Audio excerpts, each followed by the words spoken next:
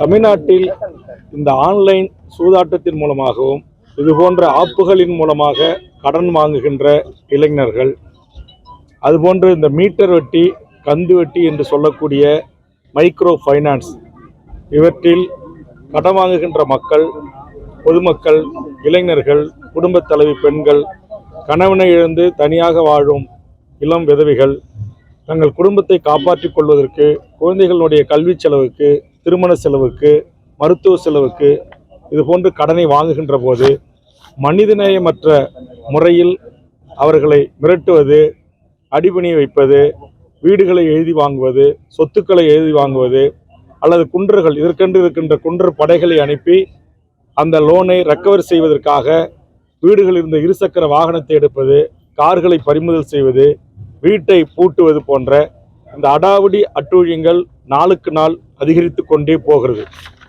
அதனுடைய ஒரு உச்சம்தான் இந்த ஆப் மூலமாக ஆன்லைனிலே கடனை பெற்ற எங்கள் கட்சியினுடைய இந்த பகுதியினுடைய பொறுப்பாளர் அருமை தம்பி மோகன்ராஜ் அவர்கள் கடந்த 23/3/2004 அவர் தூக்கிட்டு தற்கொலை செய்து கொண்டார்.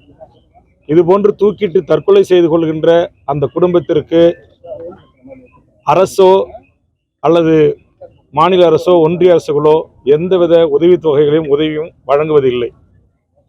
ஆனால் நம்முடைய ஒன்றிய அரசுடைய வங்கிகள் இதுபோன்ற 2 குழந்தைகளை வைத்துக்கொண்டு, ஒரு BA பட்டதாரி மனைவியை வைத்துக்கொண்டு, வயதான தாய் தந்தையரை வைத்துக்கொண்டு மானத்தோடு சுயமரியாதையோடு உழைச்சி சம்பாதிக்க வேண்டும் என்று இதுபோன்ற ஆன்லைன் மூலமாக கடனை பெறுகின்ற அந்த இளைஞர்கள் இன்றைக்கு அவர்களுடைய வட்டி கட்ட முடியாமல் கந்து வட்டி, வட்டிக்கு வட்டி, 10 வட்டி இப்படியான டார்ச்சர்களால் வேறு வழி இல்லாமல் நட்டம் ஏற்பட்டு இருந்து போகின்றார்கள்.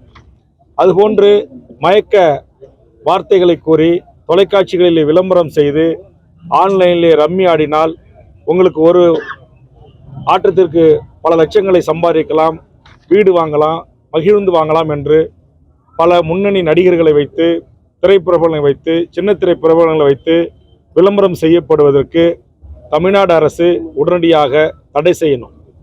இந்த கந்து வட்டி, மீட்ரு வட்டி, இந்த ஆன்லைன் லோன், ஆப் லோன் என்று சொல்லக்கூடிய இதையெல்லாம் தமிழ்நாடு அரசு கண்காணிக்கணும், ஒன்றிய அரசுகள் முறைப்படுத்தணும். அது எதுவுமே இல்லை. இன்னைக்கு குறைந்ததுக்கு மாதத்துக்கு 2 பேர் இந்த ஆன்லைனில் இது போன்ற சூதாட்ட ஆன்லைனில் இது போன்ற லோன் வாங்கி திருப்பி செலுத்த முடியாமல், இந்த மைக்ரோ லோன் வாங்கி செலுத்த முடியாமல், அதோட நீங்கள் யூடியூப்லாம் பார்ப்பீங்க, பத்திரிகை தொலைக்காட்சியில் செய்தி வந்திருக்கு. அங்கே எதிர்முனையிலிருந்து பேசுகிறவங்க அவ்வளவு தரைக்குறைவான வார்த்தைகளால் குடும்பத்தை பற்றி, மனைவியை பற்றி, பிள்ளையை பற்றி ரொம்ப மோசமாக பேசி அதில் மன உளைச்சலுக்கு உள்ளாகியே சில பேர் தற்கொலை செய்து கொள்கிறாங்க. இந்த அவலம் உடனடியாக தடுத்து நிறுத்தப்பட வேண்டும்.